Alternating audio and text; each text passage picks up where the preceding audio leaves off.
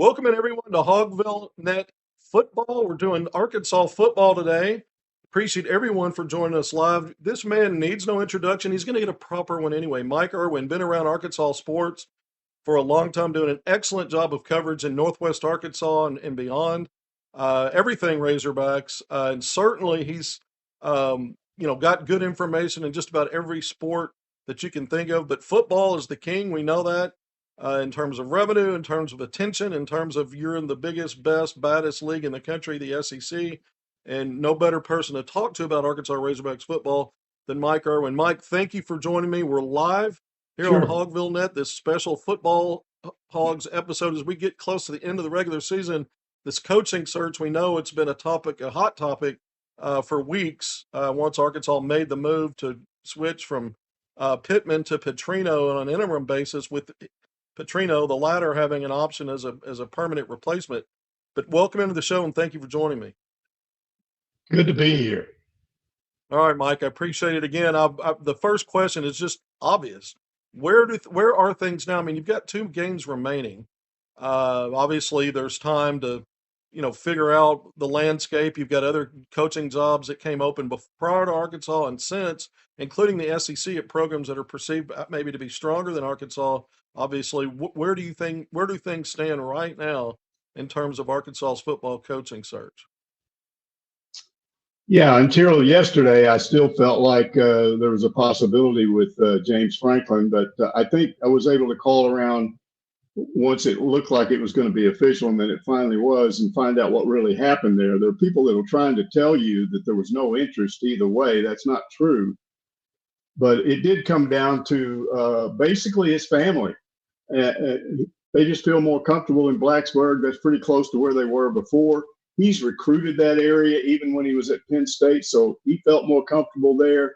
There was a whole issue with his youngest daughter as sickle cell anemia, and he had called some hospitals in Northwest Arkansas and found out there was no sickle cell specialist in the area. Little Rock was the closest one.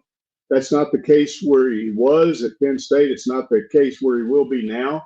So he's just more comfortable overall there. I don't think Arkansas dropped the ball. They didn't offer enough or anything like that. I just think he made a decision based on his family and where he feels more comfortable recruiting. So, that's off the table. So where do we go from here? Well, I'm going to throw out some of the crazy names. I don't think Gruden is a factor. A lot of people still do. I think that's a thing with fans. Fans have even mentioned Dan Lanning up in Oregon. That's a pipe dream.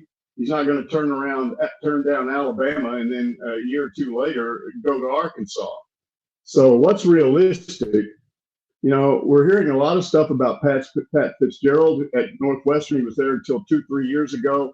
Got fired as a part of a hazing scandal, which he said he knew nothing about. The school dismissed him for cause with that, but then he sued them, and he just won a big settlement against them, $13-15 million. It's his money now. Wherever he goes, he doesn't have to give up. It's not a buyout. It's a settlement that he got through the courts, and he's now ready to go. And there are a lot of people that think, well, I do believe Arkansas has contacted him. Why would they be interested in a guy that's never really coached or recruited in this area? He's a defensive guy. I think they really are trying to maybe try to go with a defensive guy with all the defensive problems we've had. He's an X's and O's guy, a real hard-nosed guy, very demanding, and they just like what he did when he was in the Big Ten with very little support. They think it's a similar situation here, but maybe would be a little better for him. But there are questions about the culture here. He's never been around here before. He's never coached anywhere close to this. So who knows how that will factor in. I was told about 2 or 3 weeks ago that they had at least one member that was a part of this search really was interested in Cliff Kingsbury, who's the offensive coordinator of the Washington Commanders. He was a head coach at Texas Tech, but it's been a long time since he was a college coach. When he was a college coach, he was considered kind of an offensive guru, a Mike Leach guy, run and shoot and all that stuff. I'm sorry, air raid. Run and shoot was not air raid guy. And but not much experience with defense. So if you go for somebody like that, you've got to get a strong defensive coordinator. Some people think that's where, Ed Ogeron's name has popped up. I don't know if there's anything to that. And I don't know that Kingsbury is a serious candidate. It's just somebody had mentioned that to me that I'm talking to. You always get very kind of skeptical when it's just one person. But I've always felt like you throw that out there just for people to, think about. Doesn't mean it's going to happen.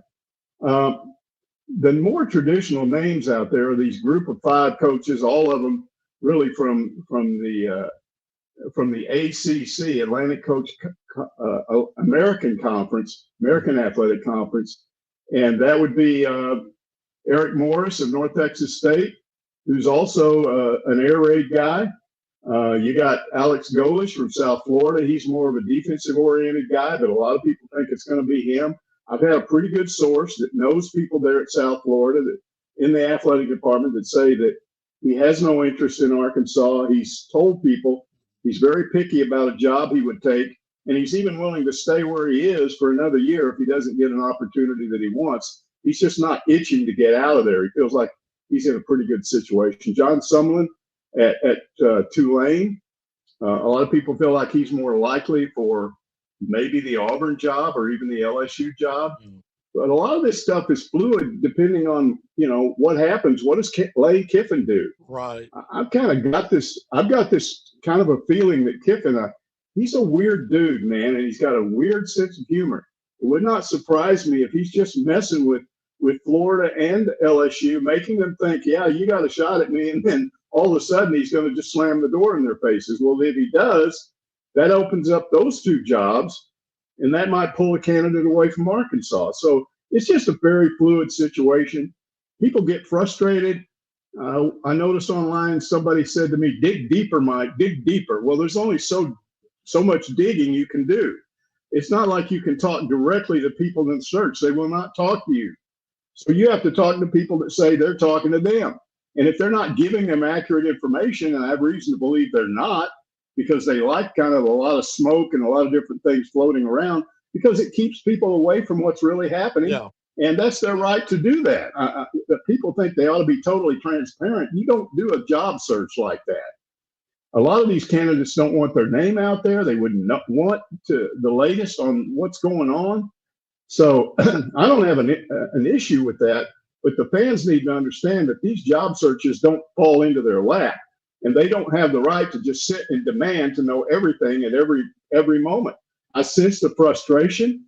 I'm frustrated too, but this is reality, and almost every coach search I've ever been a part of has been like this. Yeah. Show me a coaching search on a national level that's not got plenty of smoke screens and leverage plays, and you'll show me something I've never seen before. It just doesn't happen. Right. You're right. There's a lot of misdirection, and sometimes what you think should be right under your nose isn't until it is, and then you're like, oh, well, the genie's out of the bottle. And usually when you hear the backstories, it makes more sense why it was muddled for so long, and which is why I have this graphic up here. Because how much does it complicate things for Arkansas, whether you made that change middle of the season, early in the season, or end of the season? How complicated is it for Arkansas just based on the perception of the strength of the program? And I've got the track record. You go back to Bobby Petrino 1.0, back in the late 2000s, early, breaking through in the 2010s, and the last 2 years, the success, everybody knows what he did here, the resume prior. But since then, it has just been one example after another of failures. And Arkansas spending its share of time at the bottom of the SEC, not even in the middle, just maybe less than a handful of seasons in a decade plus of threatening to be better than a 6-win team in the regular season and get into a bowl game. Just hasn't been much of it. There's been plenty of bad years, and we're staring down the barrel of another winless SEC run. Okay, so I said all that. I've got this graphic on the screen for anybody that can enlarge that or can read it, so you can see exactly what the track record is. I pulled that from the Wikipedia page for Arkansas Razorbacks football. I made a slight edit to update Bobby Petrino 2.0, his record as interim coach so far. But how difficult is it for Arkansas relative to the strength or the lack of strength of this program going back over a decade, Mike? How hard is it to be in a coaching search if you're Hunter Yurachek or the powers that be at Arkansas? Again, depending on who you talk to, it's very hard. Other people say it's not, that they're in a better position than most people think. We're not going to know until this thing is over. But here's one thing I do know. Unless you pull a Nick Saban or a Dan Lanning, which would be kind of an equivalent of what happened with Cal, unless you can do that equivalent in football, this fan base is so split over what they would accept. Go online and read the reaction to any of these candidates. Some people like them, a few people will like them, most people won't. Honestly, still, if you did a poll right now this is just people on the internet, and that sometimes is different from the general public. But if you did a poll, I think Petrino would still have, I'm not saying he's got 50% support, but it would be higher than most of these other candidates. And so here's what the committee, or if it's just Yurachek, whoever it is, here's what they're going to be dealing with when they name somebody. They just better accept the fact that until whoever they hire comes in and starts winning games at some point, whether it's the first year, second, people are going to be negative toward that because they're so far down the road on being skeptical about everything. In fact, I would say the real danger right now is the fact that so many people I read online, and look, I trust Facebook more than X because I've allowed a lot of people to be my Facebook friends because I want to see what they and their friends say. And there are some of them that I've learned that I sort of feel like are more plugged in or more represent the average fan. And I will go to those Facebook pages a lot. And what I keep seeing is people saying, I'm numb. It's dangerous when fans become numb and they don't care anymore, because that could easily translate into fewer season tickets sold. I got a friend in the media that went over and talked to I'll just say a spring sport coach, and had a long conversation with him. And he said what was remarkable about it was that this spring sport coach understood how important this hire is, because he said, if they don't get this right and you start seeing people not buy season tickets, he said it will affect the whole athletic program. You'll end up not being able to meet your rev sharing quota, the cap, and that could be a real disaster. So they got to get this thing right. But the logical thing to me, and this is what I keep telling people, go back and look when there has been a successful hire. How often has it been a Cal? Most of the time it hasn't. He's the only Hall of Fame coach I think we've ever brought into this program that already had established himself. Right. The typical Arkansas coach that wins big here is a John McDonald, who is from Ireland. Nolan Richardson, who came here from El Paso via Texas Western Junior College in Snyder, Texas, and Tulsa. Yeah. He got here, he won, and he never left. John McDonald didn't leave. There's a cemetery about a mile from my house, and I go down that street all the time. I know where John's tombstone is out there. He's buried not far from my house. He came here and stayed and never left. Mm-hmm. Lance Harder, the women's coach, won national championships. He never left. I could just go on and on.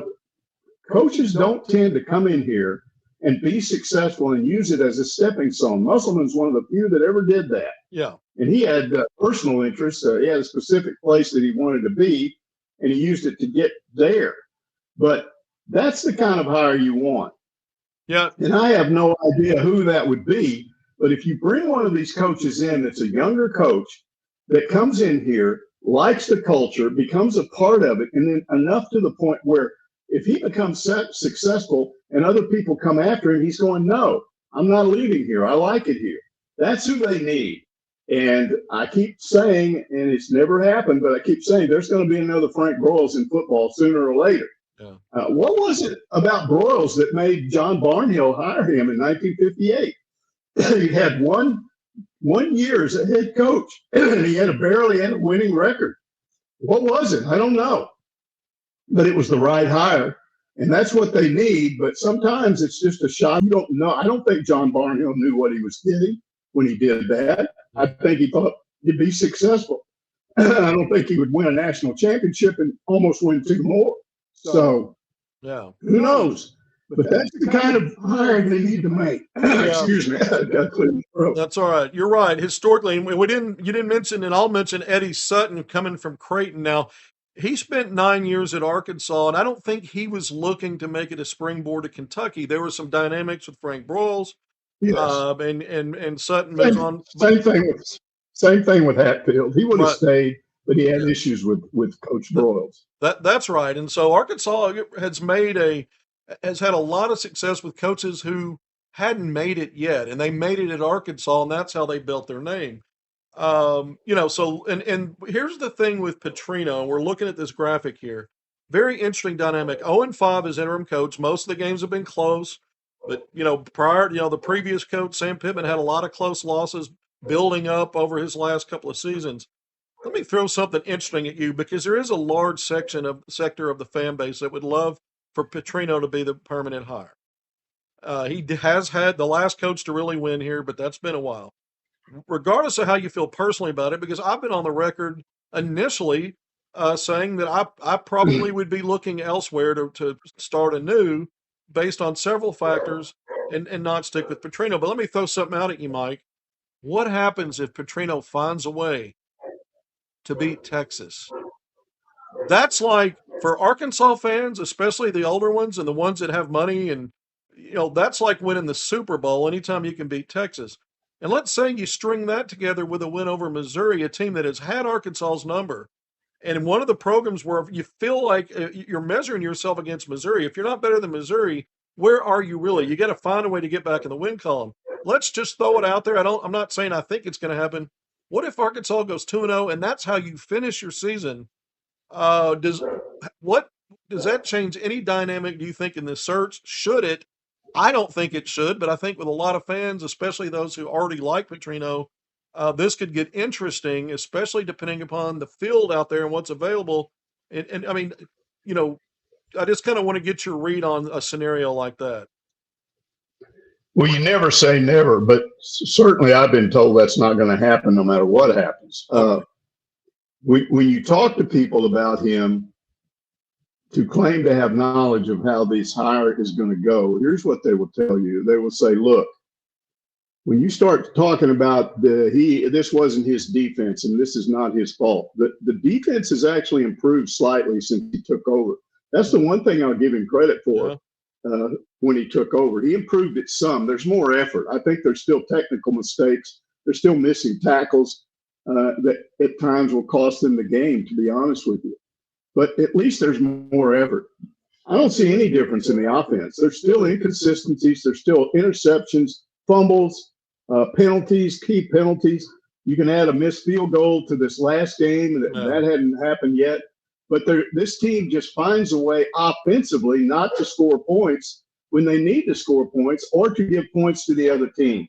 And this is his offense. Yeah. If there's a flaw in this that I would go with Sam Pittman, he gave Petrino too much. There wasn't enough money spent on the defense, and it was imbalanced. Yeah. But this is Petrino's offense. He's got his coaches in place. This is him. And the biggest part of what's not working right now is what he's in charge of. So I think that is what they're looking at. Now, again, I never say never. And it's hard to gauge if they've got they're trying to figure out how the fans are reacting, and people would go bonkers over beating Texas. But is that a 1 week thing? Will it last? I don't know. Beating Drinkwitz because Arkansas fans don't like him. So you put those two together, what difference would it make? I think it would only make a difference if they just were totally striking out on who they wanted to get. Yeah. I agree with that.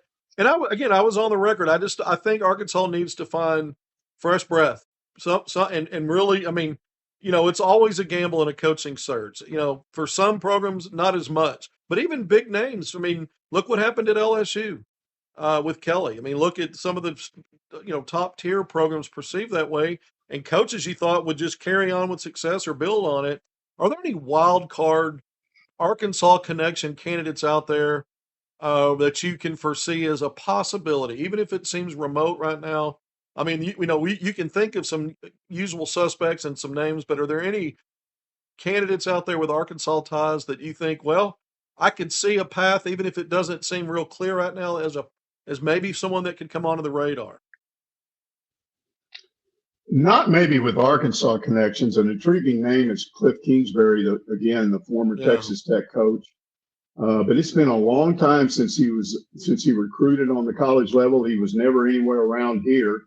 Um, but again, there's that air raid connection with Mike Leach. Yeah. And I was told that at least one person involved in the search really likes him. That's what caused them to kind of reach out to him. I haven't heard anything since about it, but I did hear from another source a couple of days ago that it's a possibility. I see the difficulty I see with that is, again, he'd have to, who's going to be his defensive coordinator? Because he's more of an offensive guy Yeah. and doesn't really have a history of playing good. His teams didn't play good defense. So you'd have, and some people think that's where Ogeron is coming in. They speculate, I don't think they talked with Ogeron about being the head coach. He said, and I watched the interview he did where he said he didn't want to be a head coach. He said he didn't really even want to be a coordinator. He wanted to be a defensive line coach and a recruiter, and he's proven to be very good at that. So if there were a coach out there that needed that kind of help, they might go approach that coach from a standpoint of, hey, what if we could do this with Ogeron? Would that help you? And if it's positive, that could maybe sway their decision. But again, these are just stuff that's floating around.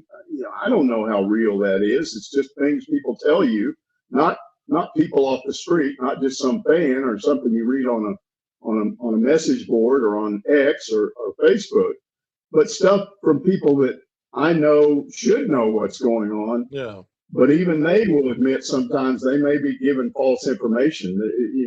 Again, there's so much conflicting information from day one on this search. And I've had people tell me that's done on purpose.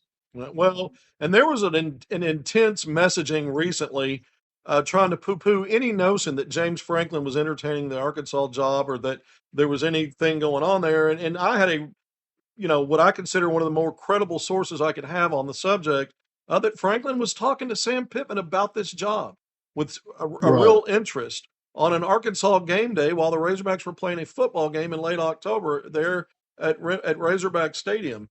And the feedback was Sam had everything and nothing negative to say and everything positive to say about the job. And there was even a mention of him asking Sam, would he have any interest of being part of a football staff at Arkansas? Should James Franklin just, if things work out and he became the coach. So it's not like there wasn't real interest there. I think, that, again, there was some strong messaging recently that there was nothing ever to see there. And I think there's enough out there to suggest that's not true. Yeah, and what you have to do when you get some information like this, you have to ask yourself, does that sound plausible? And the answer you got was that when James Franklin asked him if he was interested maybe in being part of the staff, he said, no, absolutely not. And that is, I consider that to be an accurate answer because that's what I'm told Pittman's attitude is about the program now. He's done with it. He's going to stay in the state, but he's not coming up here. There was some thought that once he stepped down, he was going to come up and help be a fundraiser. I'm not saying if 2 or 3 years go by, they couldn't talk him into it. But he's done with that right now. He's been seen out and about, but he's not been very public. He's not made he didn't issue any statement. He didn't talk to the players. He just kind of went away. And I think that's what he felt like he should do. And at least right now, I think if that did happen and James Franklin called him and said, hey, would you maybe consider coming back up here and being part of the staff, maybe an O-line coach or maybe an analyst, just help me out a little bit to understand what's going on. And he said, no, I'm done with that. Now, that was the feedback. But I also thought it was good, the feedback that he had everything positive to say about the job, about the situation. Sure. We know Sam loved it. It was a fascinating piece of what I call intel that I got on the heels of that situation coming out of that weekend. Thought it was pretty cool. But yeah, I think looking down the road, Arkansas, it has felt like, and then you add Texas and Oklahoma to the league, it has felt like that in most seasons your ceiling is going to be a middle tier SEC program. You don't want to be at the bottom. Arkansas's had too many seasons like that, with a chance every so often to jump up, like Petrino did, get a 10-win season, put yourself in a conversation for playoff. Is that selling the program short? And if you look over at Indiana and what the Hoosiers are doing in football, Is that a prime example in that torture league? A prime example of Arkansas should look at it as, no, why can't we be a top 2, top 3, top 4 program in the SEC? I think the hurdles are a little bigger recruiting wise in the SEC than maybe it is even in the Big Ten. But where should Arkansas be selling this program, and what is the reality of what it can be? Well, you can't. I wouldn't sit here and tell you they got no shot and they're always going to be a 6 or 7 win team. But I will tell you what it will take to move beyond that. Yeah. And it's you got to hire the right coach. And what they need more than anything right now is a coach that will unify the fan base, unify boosters. People don't talk too much about that. The boosters themselves, the people that contribute money to the program, are split all over the place about what they think needs to be done. So you've got to have an athletic director that can bring those people together. That's one of the main things an AD, in my opinion, has to do. He's got to have a good enough relationship with those donors to call them into an office or a room or a meeting and sit them down and say, all right, let's talk about who you want as opposed to who you want.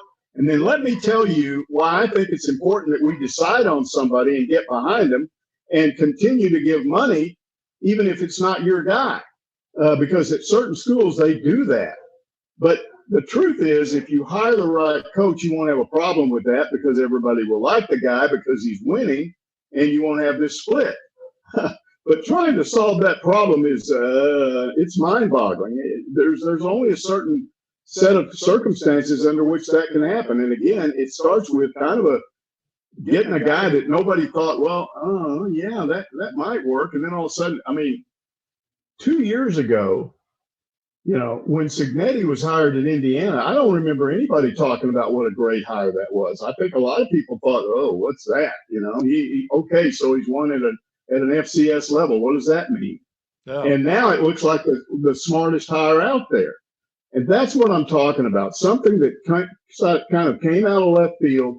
Nobody was excited about it. And now everybody's very excited, and it's along the lines of what I was talking about, because now that he's there, there's talk that everybody's going to go after him, and what I'm hearing is he's not going anywhere. He likes where he is. So that's what they need.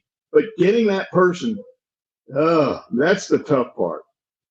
All right, Mike, we're going to get out of here. Man, I really appreciate you, but we can't leave. I can't do it. It's always in my bloodstream, in the DNA, the basketball discussion. Just real quick, Arkansas improved to 4-1 last night, but it wasn't easy. I'm sure you were tuned in. A big 6-0 run to close the game, down 5 with just over a minute left. 6-0 run to win by a point against mid-major Winthrop, 84-83. And Arkansas didn't look great last night defensively, at times offensively. The Samford game, another mid-major just prior to that, you win by 4. You didn't have to come back to win that game, but still, so if you were just looking at the past couple of games in a vacuum, you're thinking this Arkansas team may not be on a path to be what we thought it would be coming into the season. However, basketball's funny. That's a long way to go, but Arkansas definitely has a lot to work on. But, one of the couple of things that really stand out to me right now is lack of physicality for this team and a lack of identity, which you could say, well, early in the basketball season, that's true for a lot of programs, but Arkansas had a great amount of retention when you looked at the percentage of returning scoring and impact. Veteran guys they brought in up for the front line out of the portal. So you thought there might be a little more identity than we've been able to sink our teeth into so far. Your thoughts about, I guess, last night really quickly here, and then, kind of through 5 games so far. Yeah, I think one of the things that's become obvious to me now in getting into this second season under Cal is he doesn't tend to schedule these home rent-a-win games that I was kind of used to under other coaches, where you've got a certain number of games that you can kind of relax. You don't have to play great. You're still going to win the game. And this is what's led to, I think, these dismal crowds in November and December, because the fans have gotten used to that over the years. Oh, yeah, who's Winthrop? Who's Samford? Come on. And so they don't show up for the game. And it turns out that those people are pretty good. Now, This team, bunch of veteran guys, been around the block, some of them played at several schools. They've seen it all. And they had the additional advantage of there was very little home court advantage in that game. When you've got more than half the arena empty, that's not a tough environment for a visiting team. So they came in, they were competitive every time they got down by 4, 5, 6, 7. They would come back. Now look at from the Arkansas standpoint. This is almost like work for these guys. The games they want to play the Michigan State game. They want to play Duke. You know, they want to play Houston. They want to play those teams. That's what you get up for. These games are just work. Oh. And work is not the same thing as your opponent. It's one of the biggest games they've played. So they're going to come in here jacked up. You just got to play your normal game and figure out a way not to get beat. What I look at is that last minute, because they were in a position, I thought to myself, they are dead beat in this game. They have no shot. They had no momentum. They didn't look like 2 or 3 of those guys were having off shooting nights. Yeah. There was a steal, and I think it was maybe Malik that stole the ball and then went and put up a 3 and missed. And Cal talked about it later. They just weren't doing the right things to come back. And then all of a sudden, it just changed in a blink of an eye in that last minute, and they won the game. And that's the bottom line. And the guy that wins the shot is a guy that had been criticized for not scoring enough. So, you know, they did get good inside scoring from 2 of their 3 bigs last night. So I think you look at that. One of your freshman guards kind of had an off night, but they still won. So, and what I look at is that is the kind of team that somebody is going to run into in the NCAA tournament, a first round game. They're a 14 seed or a 15 seed or whatever, and you don't respect them and they jump up and knock you off. That's how we have upsets in the NCAA tournament. So Cal's put them through that. And you know, with the Michigan State game, it's like he's shown them what it's going to be like on the road going to Florida and Ole Miss and Alabama. And so I just think he's getting what he wants out of these guys. And he talked about it. He said, we may have to go back to that old thing we all saw in junior high when you pass the ball 5 times before anybody could shoot. He's basically saying we're rushing our offense too much. So I think he'll get it together. I still think that there may be issues with this team. I'm not ready to say, yeah, this is an Elite 8 team or this is even a Sweet 16 team. It might not be. But I'm not too concerned right now because I understand what he's doing and what he's putting him through. And these type games are much tougher than playing the Dukes. I'm not saying Duke won't be hard to win that game, but it's tougher to get your players up and playing really good basketball in a game like this because it's not the opponent they want to face. There's different challenges in this. You know, the last couple of games that presented it, I do think Calipari tests his team in different ways. But I think he also is getting a lot out of it in terms of, you know, learning about his team and then what buttons to push after that. And I think the other thing, though, is you also learn about things that you thought you were getting that maybe you don't have. And then the calculation becomes, is it there? And I just got to find a way to get it out. Or, boy, we misjudged this a little bit. I'm not going to have that. So I'm going to have to shift the philosophy just a little bit, or, you know, how we strategically deal with it, how we go with personnel packages. I think all that's on the table this early in the year. And they're 4-1. Arkansas's got a chance to go 4-0 in this 4-game homestand, get moved to 5-0 when they play Jackson State out of the SWAC on Friday. But Winthrop was a good test for Arkansas, as was Samford. And then we've got Duke on Thanksgiving Day next week in Chicago. That's a big one. I got my media credentials approved. I'm just trying to figure out my travel and lodging and get all that put together. Right. Mike Irwin, thank you for joining me on HogvilleNET, this football edition. Yeah, we snuck some basketball in at the end. Man, this coaching hire, I'm fascinated by it. We've got a lot more to say about it. We'll be back on. I may ask you to come back on with me next week. Maybe we'll have some updates, maybe not. But we'll have we'll be on the other side of another game that's been played, a really big one, and we'll have plenty to talk about. Thank you, Mike, as always, and we'll see you soon. Good to be here. Good talking to you. Everybody, that's it. Thank you for joining us. Until next time, be good. Appreciate all of you. We'll see you soon.